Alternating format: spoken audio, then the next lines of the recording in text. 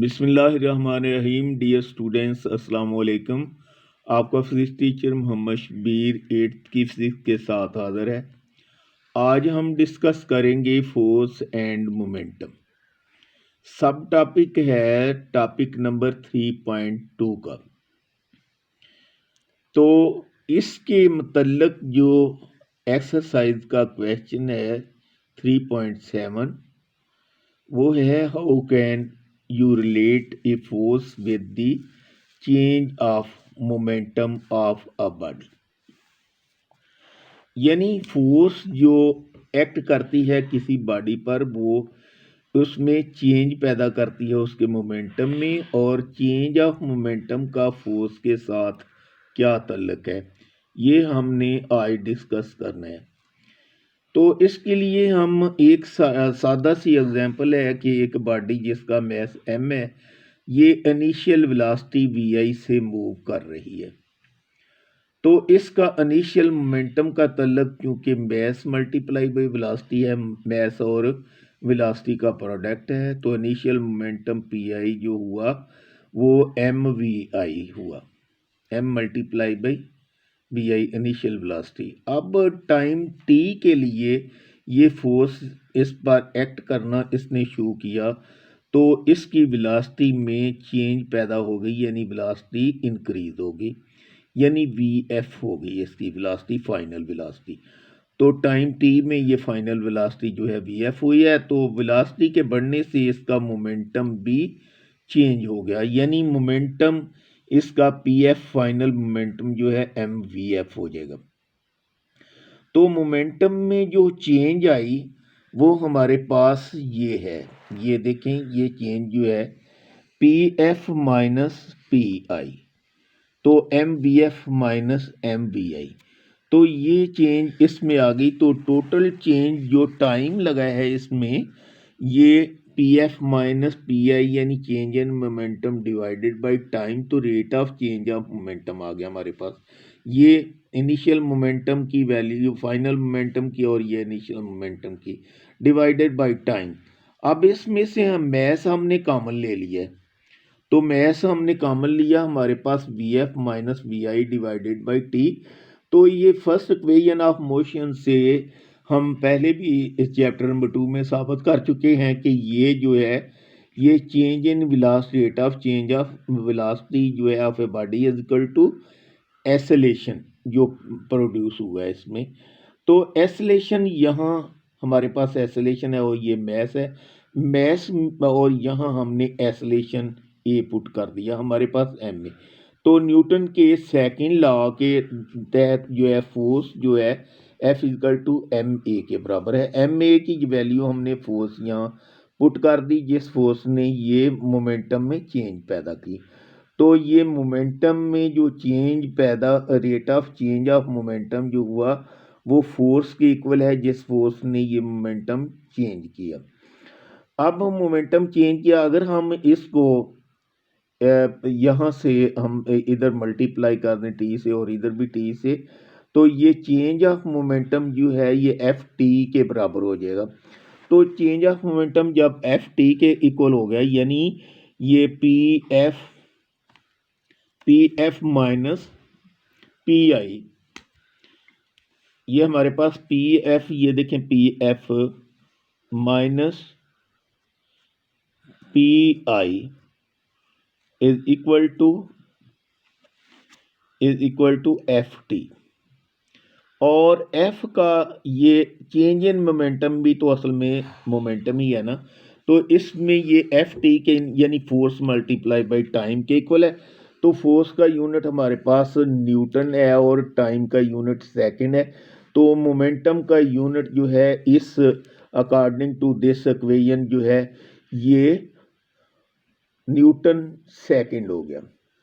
तो इसमें change of momentum के लिहाज से अगर यूनिट की डेफिनेशन की डिफाइन किया जाए तो ये न्यूटन सेकंड होगा, जो फोर्स के यूनिट के इक्वल ही है किलोग्राम मीटर पर सेकंड के। तो आइए अब हम जो है इसको लिखेंगे कैसे, वो हम यहाँ जो है हमने क्वेश्चन के मुताबिक इसको कैसे लिखना है। तो ये क्वेश्चन 3.7 का आंसर भी यही होगा।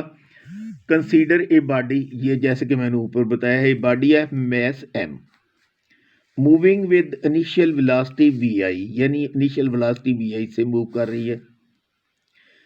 Late a force f acts on a body which produces an acceleration a, यानी इसमें एक्सेलेरेशन क्रिएट कर दिया फोर्स ने a in it. This change the velocity of the body, तो वेलोसिटी में इसमें चेंज पैदा कर दी, यानी वेलोसिटी इंक्रीज होती गई हर सेकंड के बाद। Let its final velocity after time t, यानी ये टाइम t के बाद इसकी फाइनल वेलोसिटी जो है vf हो गई। t becomes vf if pi and pf be the initial and final momentum of the body। तो ये इनिशियल और फाइनल मोमेंटम है P F E I, related to the initial and final velocity of the body, यानी initial momentum और final momentum जो है initial velocity और final velocity के साथ इसका ताल्लुक है। यानी इनिशियल मोमेंटम जो है एम वी आई के बराबर होगा एंड फाइनल मोमेंटम जो है एम वी एफ के बराबर होगा। Change in momentum, final momentum minus initial momentum, यानी फाइनल मोमेंटम में से इनिशियल मोमेंटम माइनस कर देंगे तो हमारे पास चेंज इन मोमेंटम आ जाएगा। तो चेंज इन मोमेंटम हमारे पास पता है final momentum M B F, और इसकी वैल्यू हमने लगा दी फाइनल मोमेंटम की एम बी एफ और इनिशियल मोमेंटम की एम वी आई। तो हमारे पास ये आ गया change in momentum. Thus the rate of change of momentum is given by, तो अब हमने चेंज इन मोमेंटम को टोटल टाइम पर डिवाइड कर दिया, जितना टाइम लगा मोमेंटम के चेंज होने में।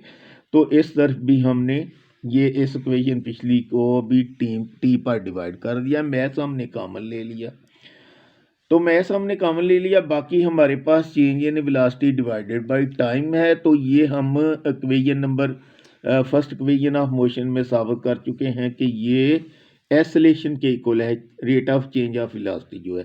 तो यहाँ हमने m यही इसमें इसकी जगह हमने a पुट कर दिया, तो हमारे पास ये rate of change of momentum जो है ये m a के इक्वल आ गया।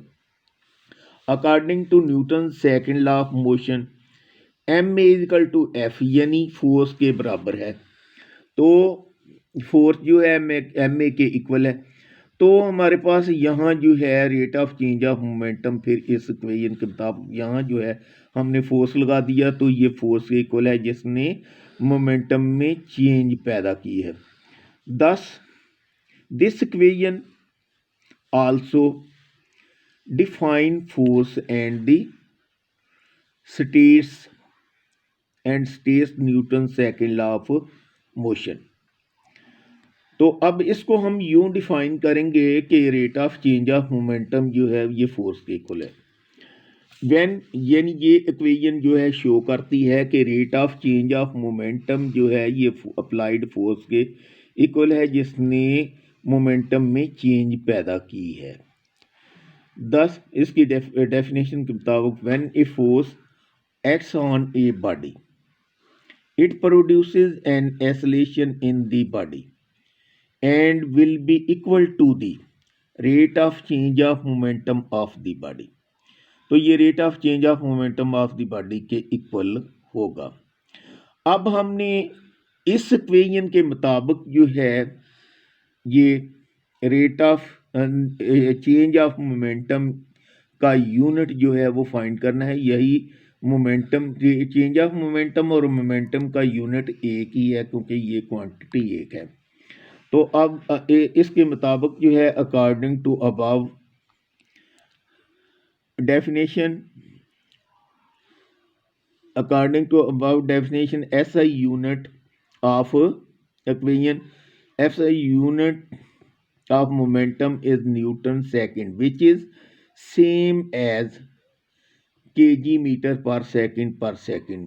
यानी चेंज ऑफ मोमेंटम ये जो है ये f मल्टीप्लाई बाई टी के इक्वल है। तो f का यूनिट न्यूटन है और टी का यूनिट सेकंड है, तो मोमेंटम का यूनिट न्यूटन सेकंड हो गया हमारे पास। अब हम जो है इससे related example number solve, example है 3.6, वो हम सॉल्व करते हैं। तो इसमें आ बॉडी ऑफ मैस 5 kg, ये हमारे पास 5 kg बॉडी है जिसका मैस 5 kg है, is moving with velocity of 10 meter पर सेकेंड। तो ये 10 मीटर पर सेकेंड की वेलोसिटी से मूव कर रही है बॉडी जो है। Find the force required to stop it in 2 second. तो हमने फोर्स फाइंड करनी है जिसने ये अपोजिट फोर्स इस पर एक्ट कर रही है, यानी फोर्स ऑफ फ्रिक्शन इस पर एक्ट कर रही है, जिसने इसको 10 सेकेंड में रोक दिया है बॉडी को। तो इनिशियल मोमेंटम बॉडी का mvi है और फाइनल मोमेंटम जो होगा mvf होगा। फाइनल मोमेंटम mvf, क्योंकि वेलोसिटी 0 हो गई है तो फाइनल मोमेंटम भी 0 हो जाएगा। तो इनिशियल मोमेंटम हमारे पास आ गया, ये मैस मल्टीप्लाई बाई वेलोसिटी, ये 50 न्यूटन सेकंड आ गया।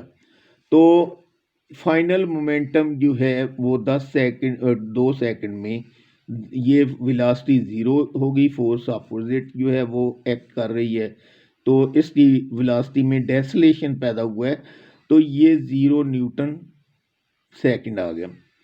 तो टी टाइम लगा। अब हमारे पास rate of change of momentum चूंकि फोर्स के इक्वल है, तो F P F minus P I divided by T, तो ये फाइनल मोमेंटम माइनस ये initial momentum, sorry final momentum तो 0 है यहाँ जो है, और इनिशियल मोमेंटम जो है ये हमारे पास 50 न्यूटन सेकंड है। तो हमारे पास जो है ये फाइनल हमारे पास मोमेंटम जो है, ये फोर्स हमारे पास आ गई, ये 50 न्यूटन, तो 25 न्यूटन फोर्स जो है, ये जो एक्ट नेगेटिव साइन शो कर रहे हैं कि फोर्स जो है वो अपोजिटली एक्ट कर रही है, ये डेसलेशन इसने क्रिएट किया है।